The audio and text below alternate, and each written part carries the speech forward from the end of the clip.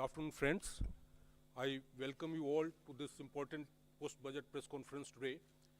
At the outset, I would congratulate Honorable Union Finance Minister Srimati Nirmala Sitharaman ji for presenting a growth-oriented futuristic budget for the year 2023-24. I welcome you, ma'am, to this press conference. I also take this opportunity to welcome the Honorable Ministers of State, Sri Pankaj Chaudhary ji and Dr. Bhagwat Karaj ji. On this occasion, we also have with us Finance Secretary Expenditure, Dr. T.V. Somanathan, Secretary Economic Affairs, Sri Ajay Seth, Secretary Deepam, Sri Tuhin Kant Pandey, Secretary Revenue, Sri Sanjay Malhotra, Secretary Financial Services, Sri Vivek Joshi, Chief Economic Advisor, Sri V. Ananta Nageshwaran. I welcome you all to this press conference. Friends, first the Honorable Minister will give her opening remarks. Thereafter, we'll be taking questions from you. Before I request the Honorable Minister, I must request you all to please follow the norm of one organization, one person, one question, please. Don't club too many questions together. That will help us give opportunity to friends. With this, I request Honorable Minister of Finance to proceed. Please begin the opening remarks.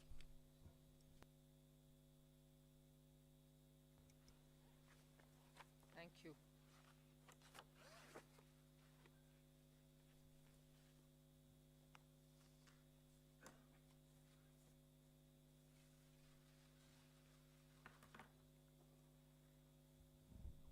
Good evening, and thank you for being here now after the budget has been laid on the table of the House.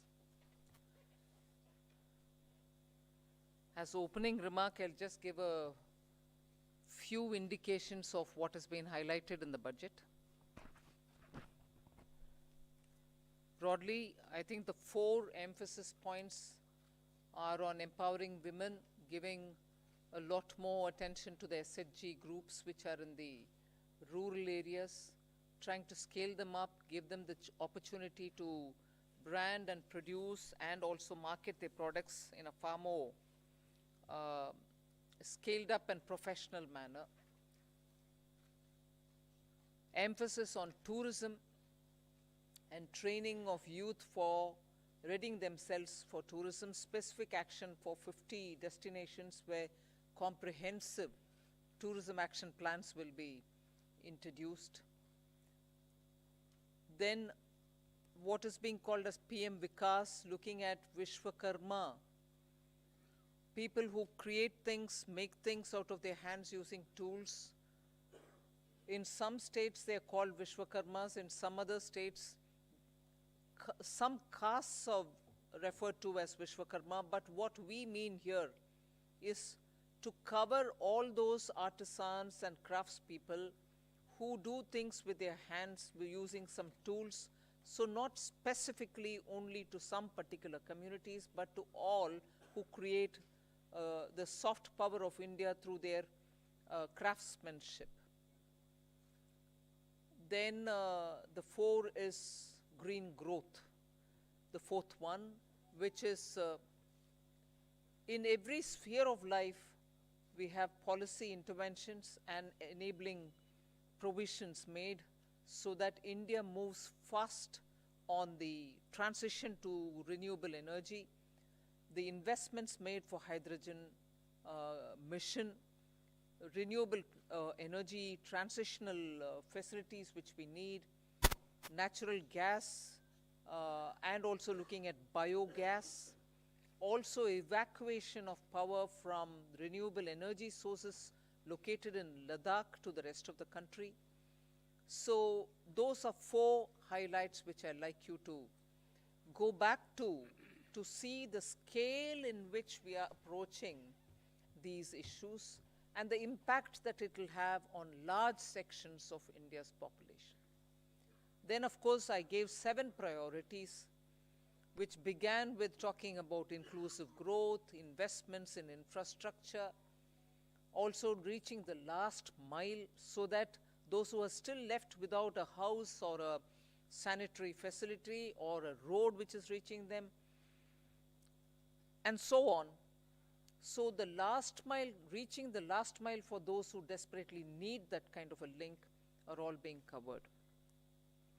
Then we are also looking at a very futuristic fintech financial sector for which we have brought in some specific ideas.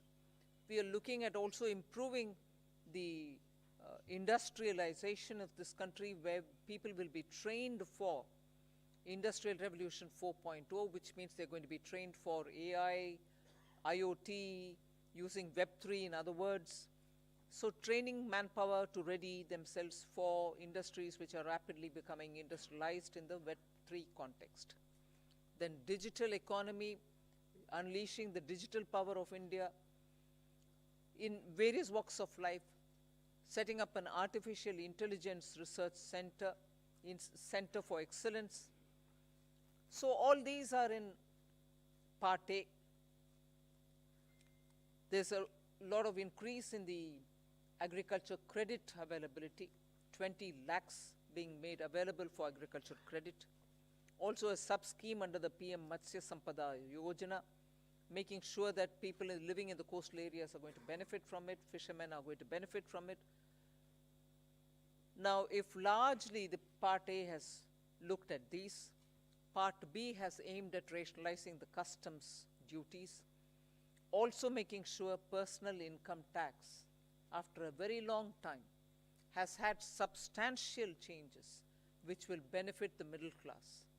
And also because this country has been waiting for direct taxation to be simplified, also waiting for direct taxation to be a lot more easy in compliance, and therefore the new taxation regime that we brought in for direct taxation 2-3 years ago has now got greater incentives, greater attraction, so that people can unhesitatingly move from the old to the new.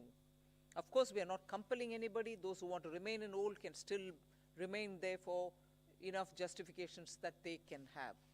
But the new one obviously is now attractive because it gives greater rebate. It also provides for a simplified and smaller slabs, lower rates of taxation, and also slabs which are nicely broken down. So with all this, I think the budget, I've not gone into specifics, but I thought as an opening remark, this much will be sufficient to say this is a budget which is beautifully balanced, both growth considerations, because the capital investment has never before seen double-digit investment announcements. 10 lakh crore, which includes 1.3 lakh crores being given to states, is going to give a big leg up for capital investment from government. So the balancing that I'm talking about is looking at public sector investments, continuing that good tradition of capital investment in infrastructure, and also attending to MSMEs, because they are the engine of growth. We've given them relief, we have also given them new access, we have extended and widened the emergency credit liquidity guarantee scheme, also given them back their securities, 95% of it, even if they fail to deliver on contractual promises which were during the COVID pandemic. So the balancing is, one, we could sustain the capital infrastructure expenditure from the government, simultaneously in the private sector give a lot of push and impetus for the MSME, and not forgetting the individuals, the middle class individuals who needed that kind of a tax breaks and relief through taxation. So the large macroeconomic considerations have also been kept in mind. The fiscal consolidation has not been kept in the back burner. We've attended to it. We are respecting the glide path we gave ourselves 2 budgets ago. 6.4 this year fiscal deficit, and the forthcoming year for which the budget is presented now, 5.9% fiscal deficit. So broadly, I leave it at this. I suppose when you ask questions, we can answer the rest. Thank you. Thank you for coming here today.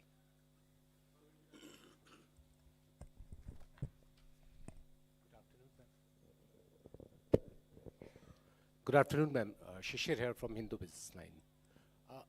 Ma'am, my question is that when there is a announcement for 7 lakh rupees under new tax regime, that will no tax to be paid, and then you are talking about rejigging the new tax regime, does this mean that this is the end of exemptions for various incentives, exemptions for investment and savings?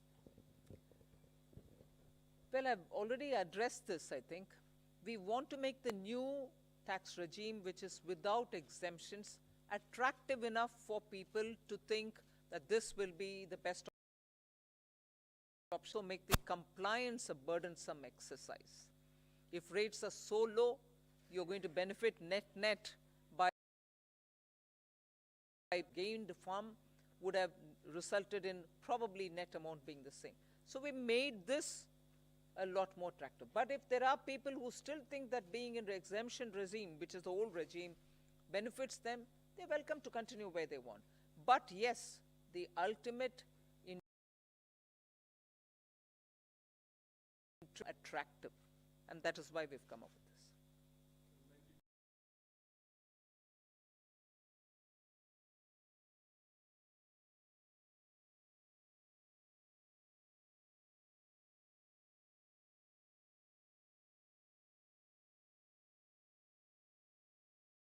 Ma'am, but in terms of capital expenditure, when you do that, does it actually trickle down to the people? Does it create jobs? I know you've been doing this for the last 2 years. Are you sure that this will really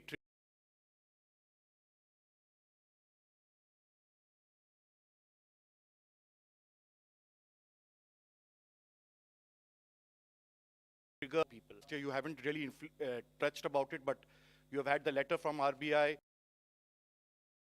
You know, we hope that it will be under the check of vote.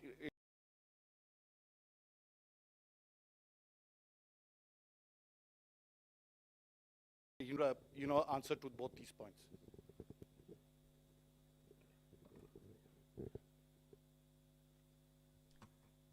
First of all, RBI wrote a letter and what. But in the meanwhile, you've seen inflation come down. Both by the government. We take inflation-related steps.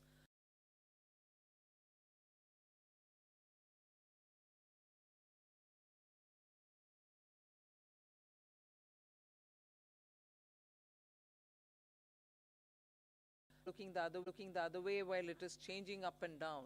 We have kept attending to it, and as a result, you find the explain that we have attended to it with all earnestness, having respected the glide path we gave ourselves earlier.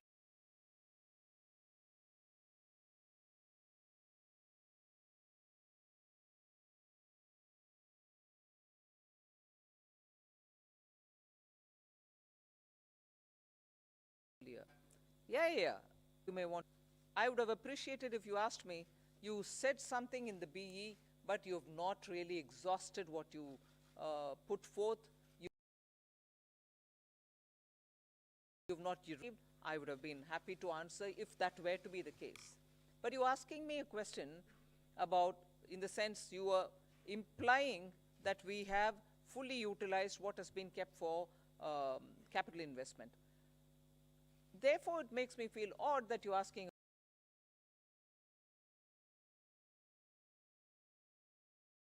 a question, and money is utilized, and that it is utilized is coming through from the budget statement. How not all projects can be completed, even 1% without human intervention. So obviously jobs are happening in the ground. So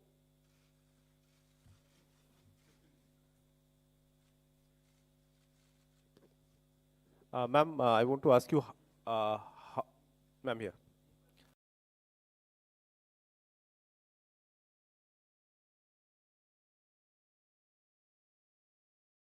Number that you expect, 50%, 60%.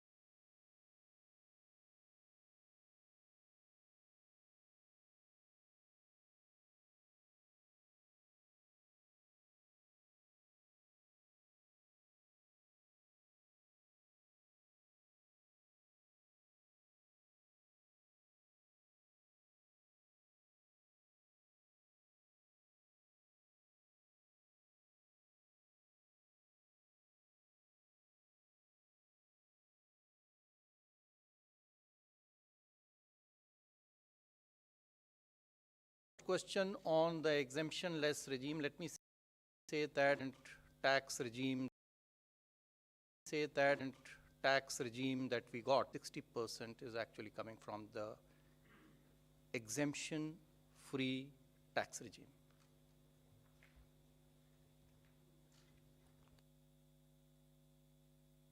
Individuals' data we will not have, but we are very hopeful that this particular scheme for individual taxpayers, the PIT, I think the majority would prefer. I mean, all of you, if you all do your own calculations, I think majority here would be now wanting to shift irrespective of their incomes and the deductions and exemptions that they claim. They would be finding it more attractive to shift to the new tax regime, majority of them.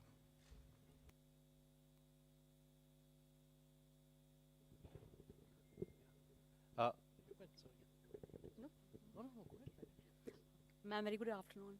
Congratulations on a great budget. It's very clean, simple, nicely done. Ma'am, one quick question on capex and one more on petroleum subsidy. Ma'am, your capex for RE is lower actually in terms of the spend as of now. But the target is greatly stepped up for FY24. So what gives the confidence that it will be all utilized? That? Capex RE is lower, ma'am. 7.28 versus slightly lower. And a big jump for FY24. So what gives the government the confidence that all of it is going to be utilized and well spent? That's one, ma'am. And second, ma'am, on the petroleum front, the LPG subsidy has been kept pretty low. You had announced certain additional measures last year in May, along with the deep cuts in excise on petrol, diesel. So what happens to those announcements regarding LPG subsidy? They have not been rolled over. And plus, ma'am, there is a demand coming in from oil cores now after LPG losses that you have made good by giving them money. That something needs to be done on fuel also. So would the government What was consider? the last bit? Something has to be done for who? Basically, demand coming in from oil cores in terms of Oil marketing companies. Yes, cash No, compensation the money for which fuel. is now being given is not for that. not for that, ma'am. So, all of it. So, on your first question on capital expenditure. So, yes, the revised estimates are about 97% or 98% of the budget estimate. Yes, there is a slight deviation. It's mainly on the state capital expenditure, which is falling short of the 1 lakh crore. Actually, the central capital expenditure is going to exceed the budget estimates. State capital expenditure is not expected to reach the 1 lakh crore figure because some portions of the state capital investment scheme have reform conditions. So some states have not been able to meet some of the conditions. Therefore, we expect, I think the figures are there, about 76% of the state capital expenditure scheme is likely to be spent. That's the revised estimate. So the shortfall is actually on the state side, not on the central side, point number one.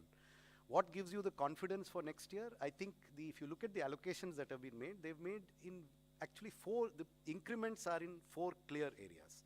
One, railways. The railways has enough projects to absorb the additional capital expenditure. The second is highways. They have adequate projects running to absorb this capital expenditure. The third is states, 30,000 crores. Now, yes, there will always be a challenge, but I think the states are gearing up now. This 2 years of this experiment has helped them to improve their spending capacity. And we are also seeing an uptick in the second half of this year on the state capital expenditure. So I'm reasonably confident that the states will absorb the 1,30,000 that has been provided.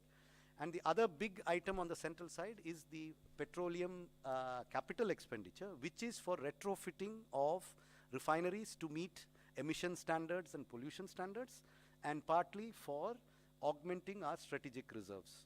So I'm quite confident that we'll meet the expenditure targets. Please.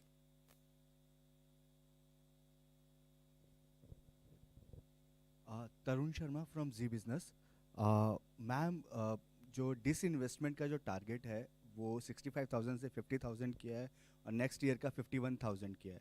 तो ma'am, इससे हम ये समझें कि जो दो government bank का जो प्राइवेटाइजेशन होना था और जो 2 इंश्योरेंस कंपनीज का जो प्राइवेटाइजेशन होना था वो अब 2024 के बाद ही संभव हो पाएगा, उससे पहले नहीं हो पाएगा, क्योंकि मैम जो टारगेट ये कर रहे हैं। दूसरा सवाल मेरा संजय सर से है।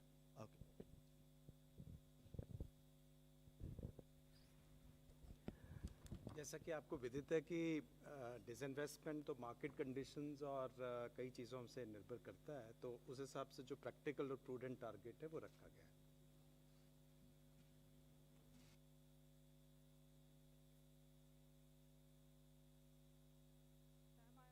From the New Indian Express.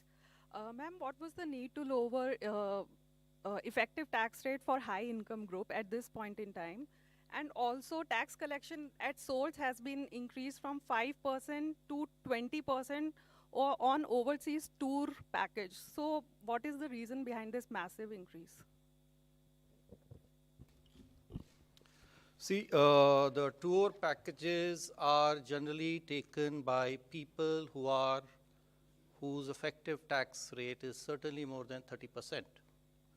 So if we are charging them 20% TDS, I don't think it is high. We have, our attempt always has been to charge TDS at more or less similar rates, if not exactly the same rates. So that answers your question number one. Question number two on, I think you are referring perhaps to surcharge, which has been reduced. Well, our rates, the highest tax rates in our country were amongst the highest, even more than, some of the developed countries. And so, in any case, it was introduced as an interim measure, and so that has now been reduced, so that the effective tax rate, highest effective tax rate becomes 39%. I'd just like to supplement that. There is a consistent theme, if you see, both on the new tax regime and on the changes that you're seeing in this budget, that the move is towards lower rates, but fewer avoidance measures and exemptions. So if you look at high net worth individuals, there are a number of tax avoidance removal measures in this budget, along with the reduction in surcharge. So if you look at market-linked debentures, if you look at very high value insurance policies, and a few other measures, so the marginal rate is coming down, but some of the devices used predominantly by those in that highest marginal tax rate are also being rationalized. So it's not necessarily a net reduction, it is a reduction from a high marginal rate inducing certain avoidance devices to a lower marginal rate with fewer opportunities to avoid. 74, please.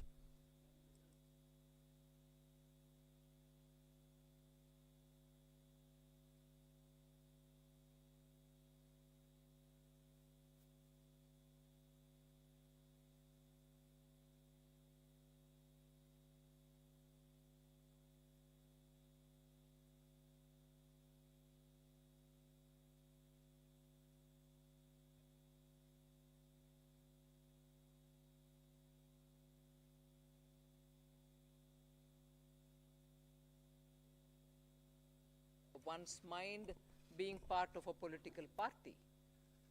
But consistent with what we believe, we placed our emphasis and priorities on those. And that's what you've seen in the budget.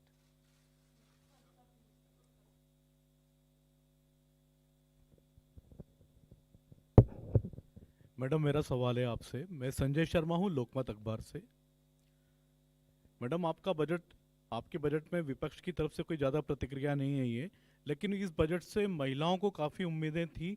घर की महिलाओं को जो महंगाई से पीड़ित थी, रसोई गैस के सिलेंडर के दुगने दामों से पीड़ित थी, कहीं ना कहीं आटे से लेकर के रोटी तक सारी चीज़ें महंगी हो गई है। तो क्या इससे आपको लगता है कि कुछ इसमें महंगाई पे भी फ़र्क पड़ेगा और घर की जो रोटी है, जो घर की जो रसोई का जो सामान है, उसमें इस बजट से कुछ फ़र्क पड़ेगा?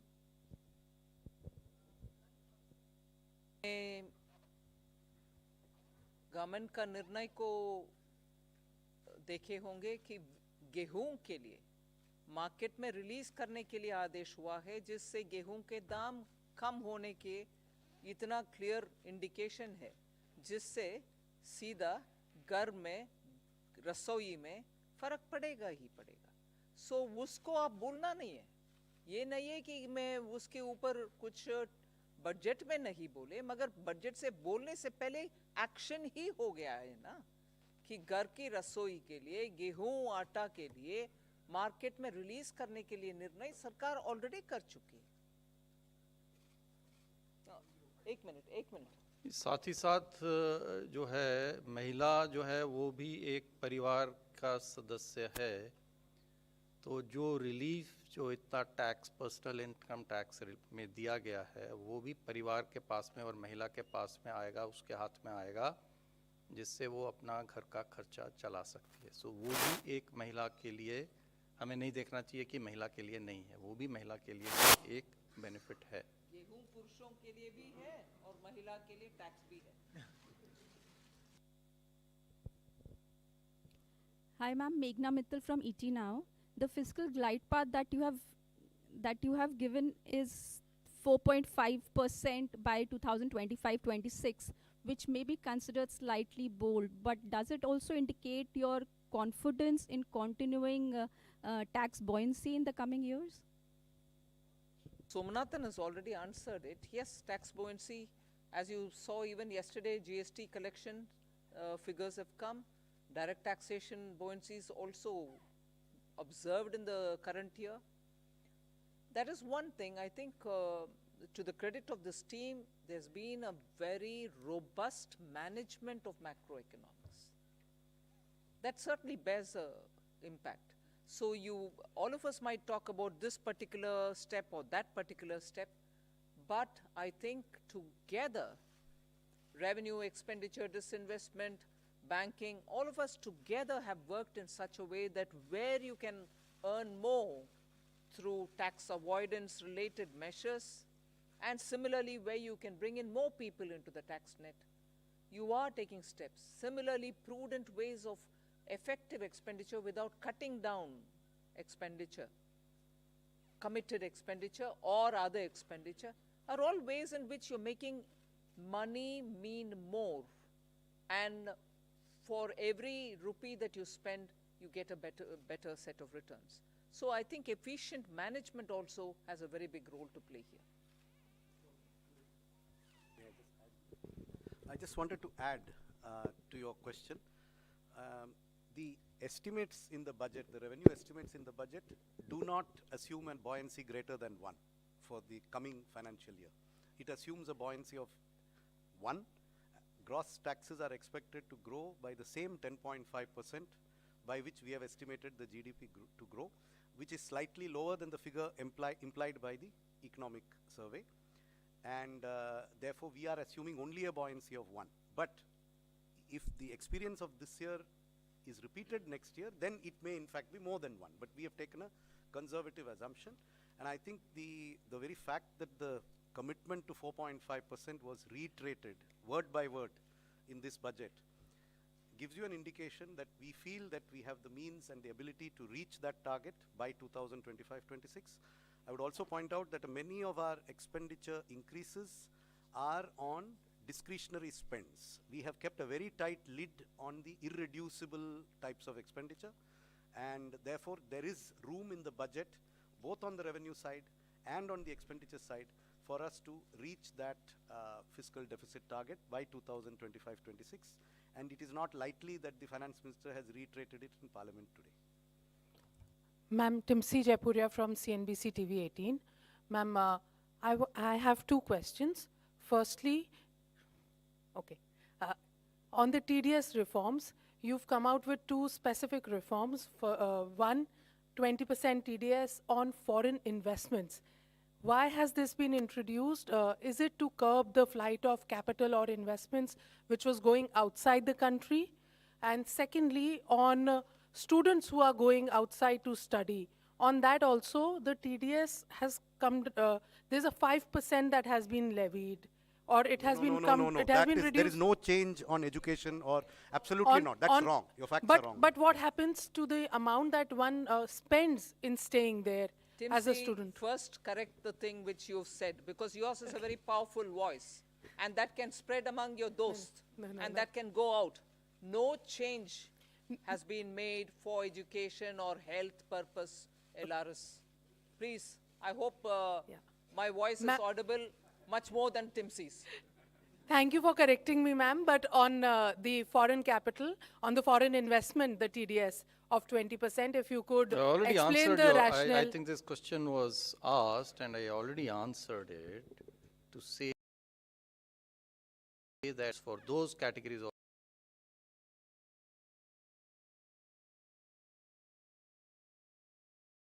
of people who are, is, you know,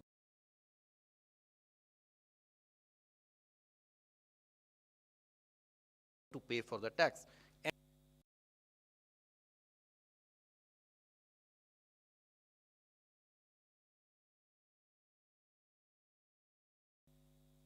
to make these remittances, but whose tax returns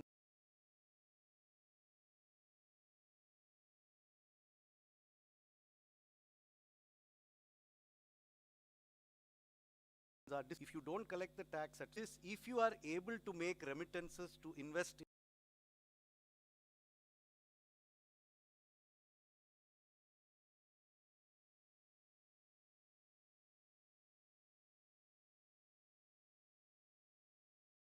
in a almost certain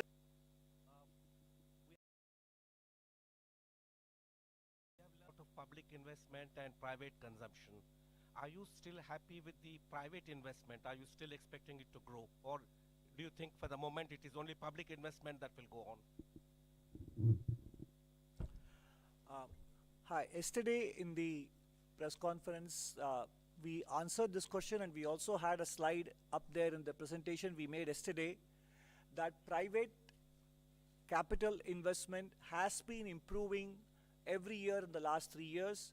For example, in the first half of 2021, based on quarterly earnings reports filed by listed companies, the capital expenditure was 2.1 lakh crores, which increased to 2.4 lakh crores in 21-22 in the first half, April to September, and 22-23, it has gone up to 3.3 lakh crores.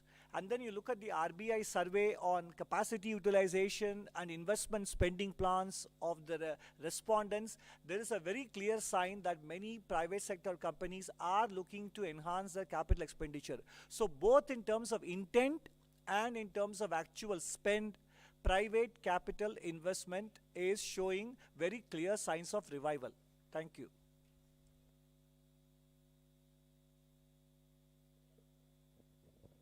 Ma'am, this is Ujjwal Narayan from Newsrise. Ma'am, this is your fifth budget, and when you started with, in the first budget, you talk about India reaching to a 5 trillion economy by 2025. So just I wanted to know what is the situation, because yesterday CA has put forward another goalpost of becoming a 7 trillion economy in next 7 years. So what is happening to that target? That is my simple question. Say, we are moving along to achieve our targets, both mine and his. We'll achieve, we'll achieve.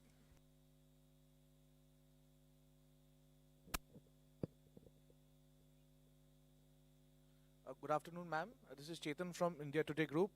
Ma'am, while calculating the fiscal match for FY24, how did you assume the disruptive variables like the crude prices and, of course, China unlocking and its impact on commodity prices? What was the benchmark that you the thinking behind the this is a question that keeps coming every budget, and I keep giving you the same answer. That there is no part of the budget mathematics that has a crude price number as an input in any spreadsheet. See, because there is no direct subsidy on any petroleum product. Unlike the fertilizer price or the price of the MSP, these have direct impacts on the budget. The petrol price would have an impact only if it triggers some major change in the tax system. Otherwise, the petrol, diesel, oil prices do not directly affect our budgeting. So it is not that there were days, maybe 10, 15 years ago, when there was a lot of subsidy on these commodities. At that time, a crude price assumption was inherent in the budget. Today, there is no inherent crude. The assumption we are making in the budget is only that there will be no subsidies on petrol and diesel, and that global prices will be such that there will be no subsidies. What the global price will be, I don't need to make an assumption. So no assumption has been made. Confusion since last year when people referred to what was said in the economic survey as though it was said in the budget itself. The budget didn't say it then, the budget doesn't say it now.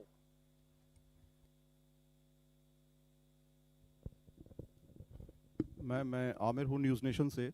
पहला सवाल तो ये कि जब शुरुआत हुई थी एक तरह से मोदी सरकार की, तो कहा था कि अर्थव्यवस्था को बेहतर करने के लिए कड़वे घूंट पीने पड़ेंगे और बहुत ही कड़े मेजर्स लिए गए स्टार्टिंग में। लेकिन आज ये देख रहे हैं कि सरकार ने कड़वे घूंट पिए हैं जनता को खुश देखने के लिए। तो क्या ये एक चुनावी बजट है, इसको मानती है? और पहला ये, दूसरा ये कि इनकम टैक्स में जिस तरह से जो छूट की सीमा है, जो पहला फेज़ है आपका जिसमें 7 लाख तक की छूट है, तो उसमें वो फेज़ आपको लगता है कि इससे राजस्व पर भार पड़ेगा? कितना भार पड़ेगा, कोई एस्टिमेट है इसमें? We have said it in the budget speech itself as to what is the net revenue foregone. उसका घोषणा ही कर चुके हैं हम, हिडन नहीं रखे।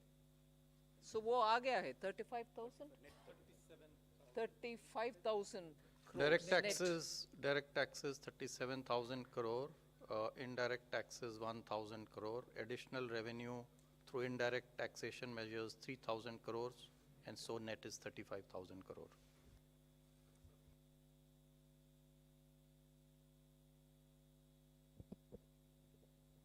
This is Anuradha from Economic Times. In your budget speech, ma'am, you spoke about the review of financial sector regulators. So can you elaborate a little bit more on that? Something? Some of these exercise, when the regulations are brought in, they serve a purpose, thereafter the economy changes. So all the regulators have been doing it as part of their exercise, but there's a time now to take up a comprehensive review. And you will recall, RBI had formed a committee, they did it in 2020, they came out with a report in 2021. That is an ongoing process, and other regulators also will travel in that direction, that their regulations are what the economy needs today, whatever tweaking is required, they will take up that steps. There's their own review, not by them.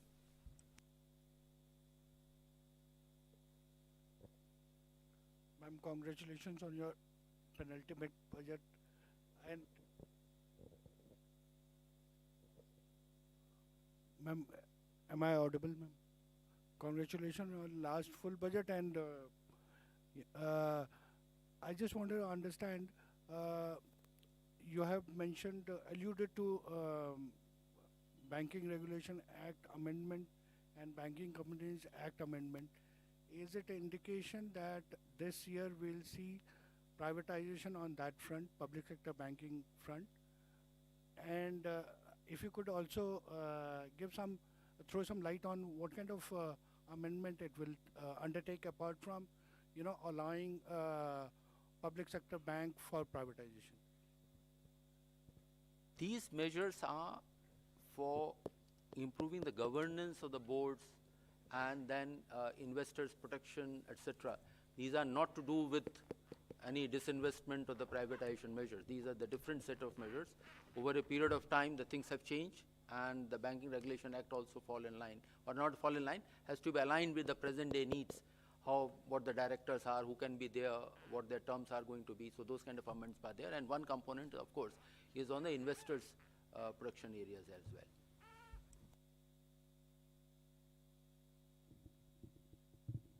Good afternoon, ma'am. I'm Rima Sharma from Protibimba Live.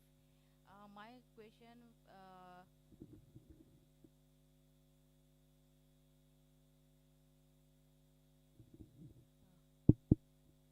my question is regarding MSME sector in the northeast, especially in Assam. During pandemic, that Assam handloom sector and bamboo sector badly affected. Many artisans forced to close their work. So in your budget, you have saying something, MSME sector, you have given some relief and widen the possibilities. So as Gamusa also getting GI tag this time, so do you have any special relief for the Assam and northeastern artisans, especially in the handloom sector and bamboo sector?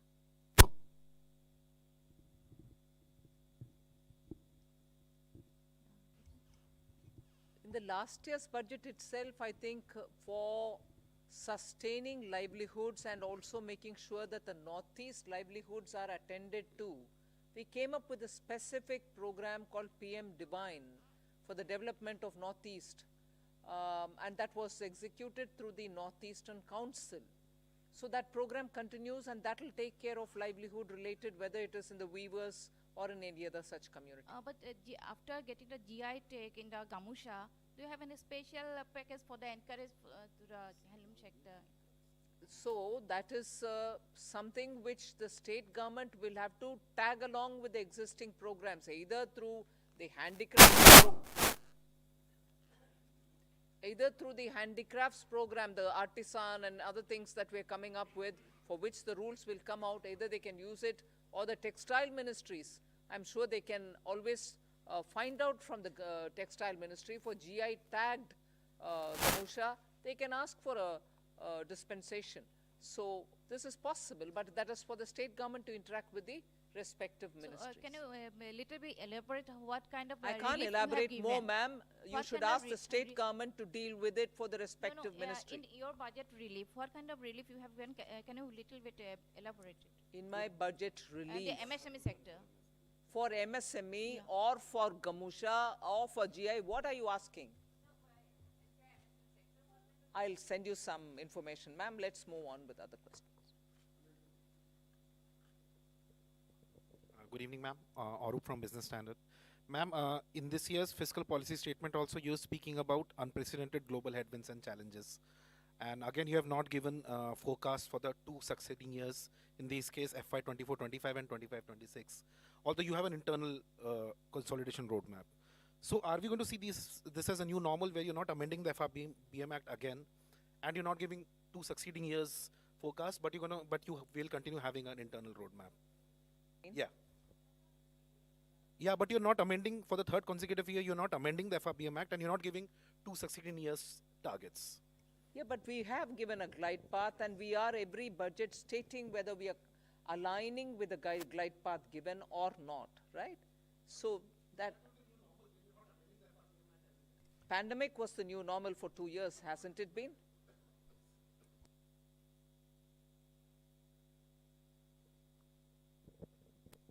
Hi, I'm Siddharth from Money Control here. The gross borrowing number is 15.4 lakh crores, net is gross borrowing is 15.4 lakh, net is 11.8 lakh. Especially with real interest rates returning to positive territory in the last few months with the RBI hiking rates, do you see borrowing costs for companies rising, especially and perhaps the government crowding out the private sector, and could that impact private investments? So I think the question of crowding out, actually the increase in borrowing over the previous year is 8%. The economy has grown at a nominal rate of 15%. Over this same period. So this is a level of borrowing which I think will not lead to any incremental crowding out. In fact, as a percentage of the size of the nominal economy, the total gross borrowing is actually going to be lower in 23-24 than in 22-23. So incremental crowding out, I think, is not a significant issue, and that I do not think will lead to any impact on borrowing costs in the private sector.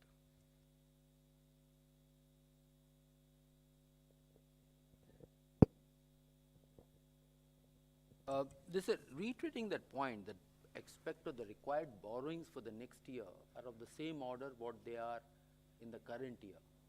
Of course, the size of the economy has gone up. So it is not that the more money is being taken out of the savings which are available into the economy. So we don't see that impacting because it is of the same order. And even if you go 2 years back and just increase by nominal rates, the net borrowings are of the same order. In fact, they are less than 2% more than the actuals. The figures stated were, I think, for the BE, but actually it will be only, estimates are that it will be less than 2%. Economy is nominally expected to grow at more than 10.5%. So, I mean, that should answer your question.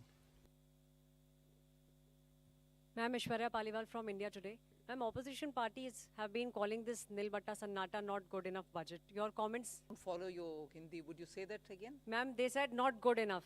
Most of the opposition parties for the budget. Ma'am, your comment on that? For what reasons, if I may know? Not good enough for? What reasons, ma'am? If you would like to repeat their words.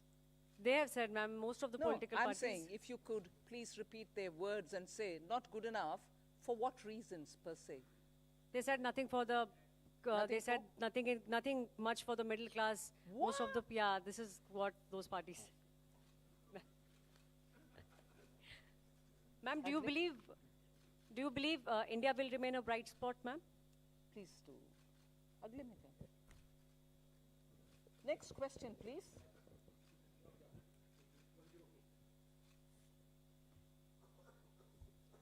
Ma'am, my name is Mukesh and I work for Newsrise. Just wanted to know, is there a component of green bonds in the... does it contain green bonds also? I mean, what would be the component of green bonds? Sovereign green bonds. Repeat your question, please. Interrupted me. So basically, in this overall gross borrowing that we have for the year, what component of that would be in form of green bonds? See, for the current year of $2 billion, one installment has already been done 1 week back, another one will be done a week later. So for the next, and the monies which we are going to raise now through these bonds, $2 billion, will be used for the projects which have been identified. And if those projects require in the pipeline that they require more money, then we will raise money through the green bonds, but that will be part of the overall borrowings which have been suggested. Pardon? There is no target for green bonds for next year. It is something which will evolve as the year goes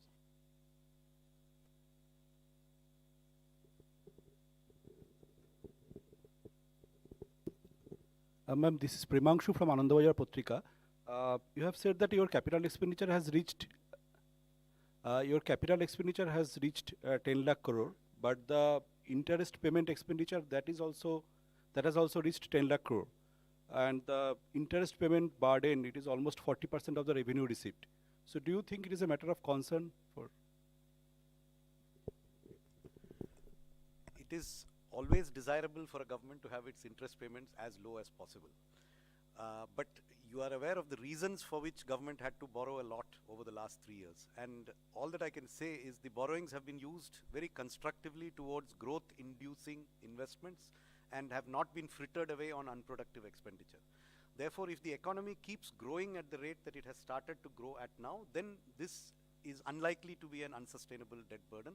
We are quite confident that the interest burden will gradually come down as the GDP keeps growing. And to sustain that growth, the quality of expenditure, the quality of government expenditure is increasing. The revenue deficit is falling even faster than the fiscal deficit. So we are actually seeing an improvement in the quality of public expenditure, which will enable us to sustain this higher interest burden, which is a result of history, 2 years of COVID, where the entire globe has seen an increase in interest burden in all governments all over the world.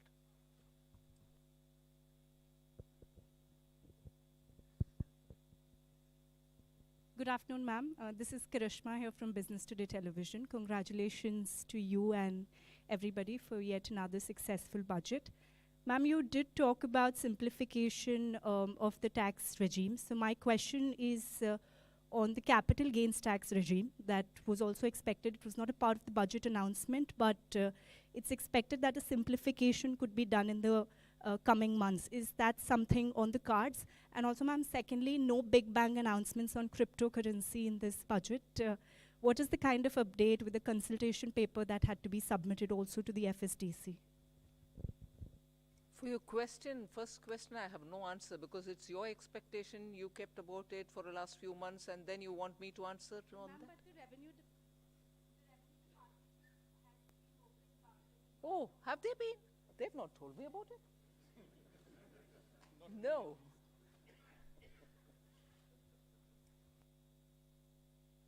To say no.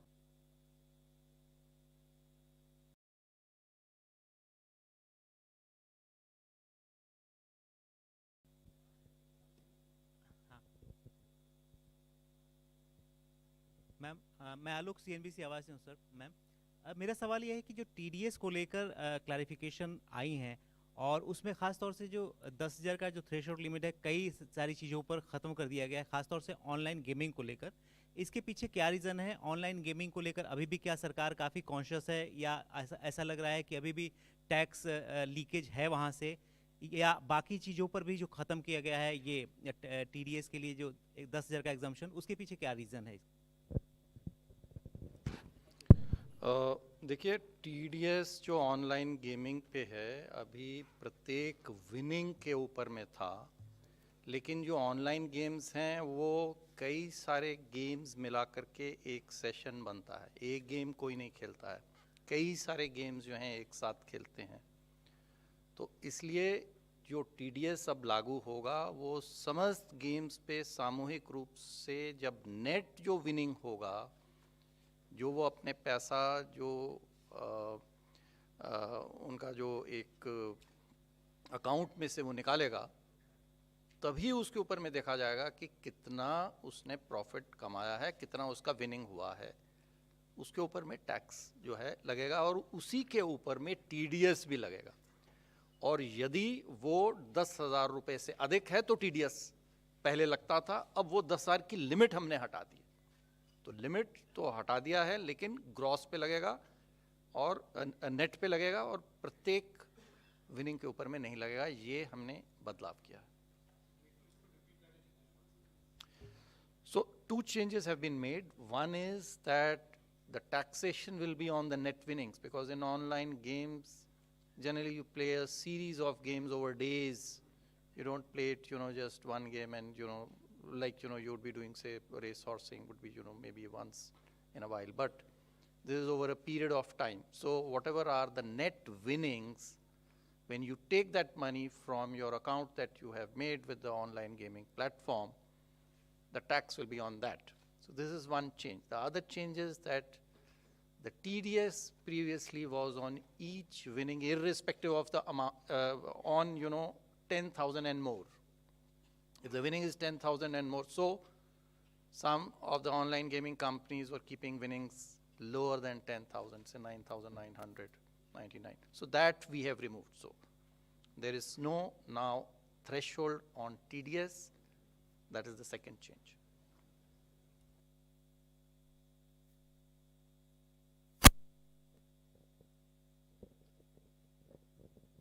Hi, ma'am. This is Priyashmita from Informist Media. Ma'am, I wanted to know that there has been an upward revision in the small savings estimates for FY23. However, data suggests that there is a shortfall. So how do you plan to achieve it? Yeah, it's a good question, and I mean, it shows good awareness of our numbers. I'm happy to see people read our deep statements with so much attention. It is a good question. What I can say is the market borrowing number is completely firm. That will not change. The remaining numbers have a little bit of fluidity, whether it is small savings, state government provident fund is a very fluid number. See, because if state governments change that number, it affects the overall balance of our funding plans. The market borrowing number is firm. The small savings number is, there is traditionally a seasonality where a lot of small savings comes in the last quarter because people plan their taxes in the month of February and March. So there is usually an upsurge.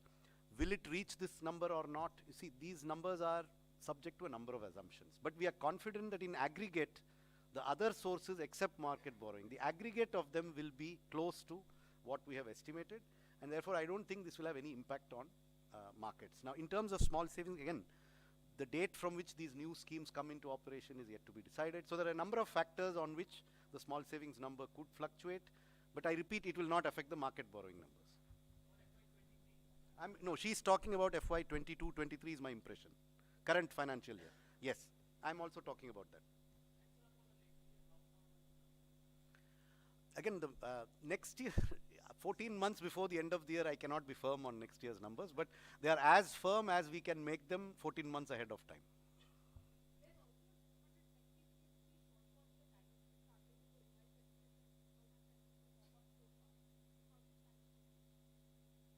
Well, I mean, if there is a shortfall somewhere, there is an increase somewhere else. We have shown you all the numbers as to how we meet the deficit of this year. How is it going to be funded? I have the statement, you have the statement too, since you've obviously read it, so I don't need to tell you. So that's how we will fund it. So this is a big budget in which something goes up, something goes down. Revenues have gone up, expenditures have gone up, some things have gone down. But in aggregate, as I said, we are confident of being within our market borrowing numbers. We are confident that the deficit that we have projected for the revised estimate is reasonable and will not be exceeded significantly. It will not be exceeded significantly. Beyond that, I cannot give you a pinpoint. You cannot land a Boeing 747 on a helipad. So, it's a huge thing. There will be minor, fluctuations here and there. But at a macro level, our numbers are good. I'm confident about us.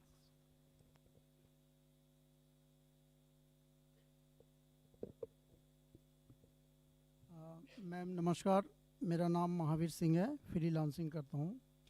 दो छोटे से स्पष्टीकरण चाहिए थे। एक तो 7 लाख रुपए तक की आय जो आपने कर मुक्त की है, वो दोनों उसमें है, पुराना और नया, या सिर्फ नए में है?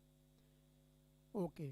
और एक आपने घोषणा की कि जो गाड़ियों के स्क्रैप के लिए सरकार कोई सपोर्ट कर रही है, उसके पीछे क्या मंशा है सरकार की? क्यों इस तरह के उसको बढ़ावा दे रही?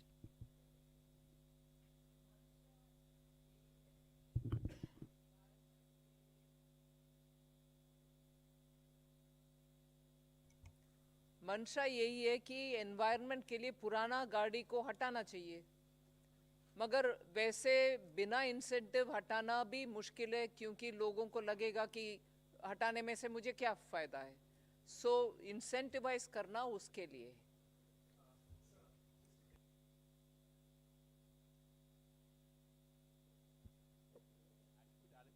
Scrapping of vehicles and replacement of vehicles as well. What is the kind of outlay that will be there and that we'll see in the coming fiscal? See, there are two parts to it. For the central government, all central government vehicles that are beyond the 15-year age limit will be scrapped.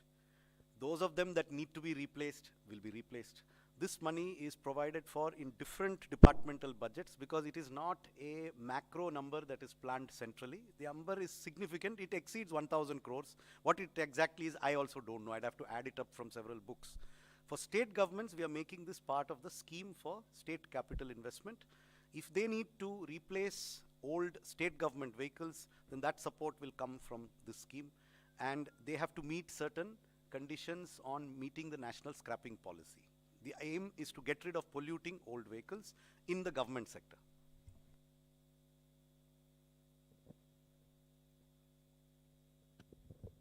नमस्कार ma'am, Pramod Sharma.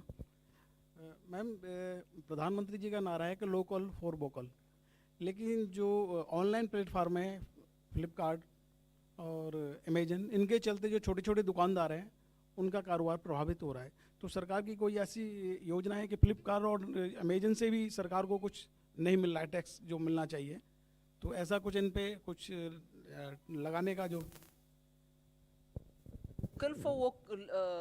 Local के लिए तो GeM में portal में MSME को स्थान मिल रहे हैं। वो उनके अपने प्रोडक्ट्स को उनके द्वारा मार्केटिंग आउटरीच करने के लिए government e market place provision दे रहा है। सो उनके लिए पॉजिटिव एक्शन है उधर।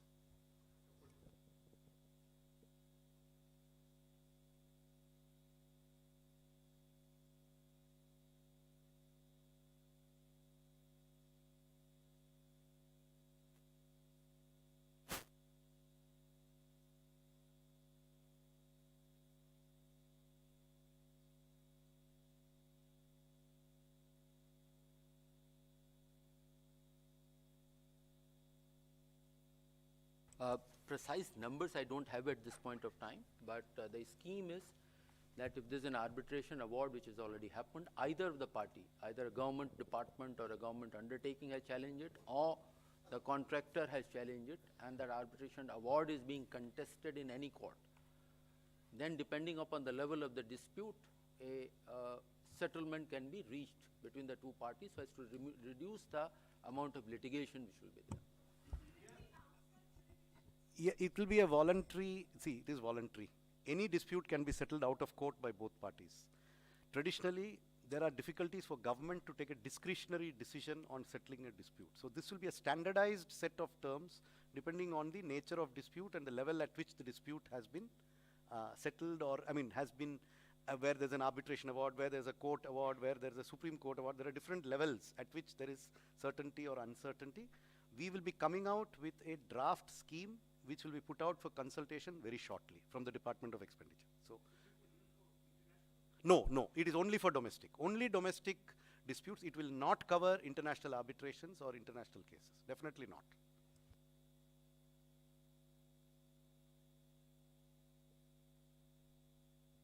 Thank you.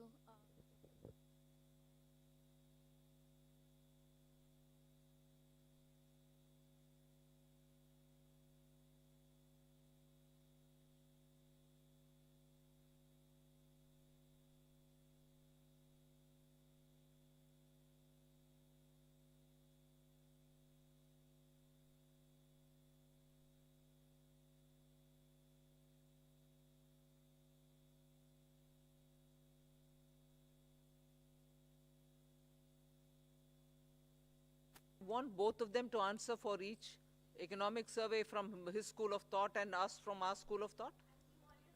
We are not going to be talking about comparing the two and giving justification for one. They come from their school of thought and we do it ours, right? I understood the question, but you're trying to link the two which are not so related. That is economic survey, yeah?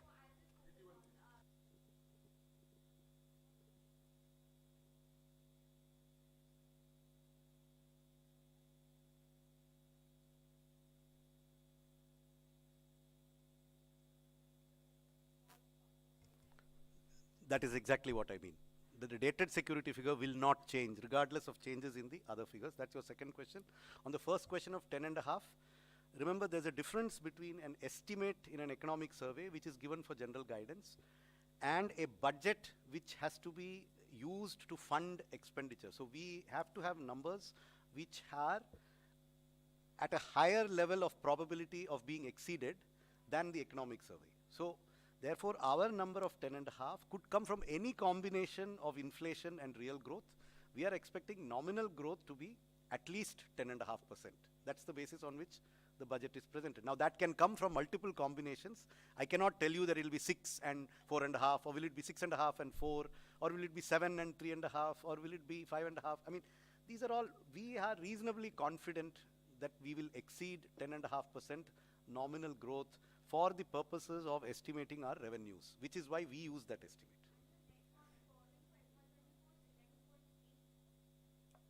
Whatever is stated in the budget speech, it is there, it is 11.8, it has been stated in the budget speech, and I know you have read this statement, so it is there, 11.8.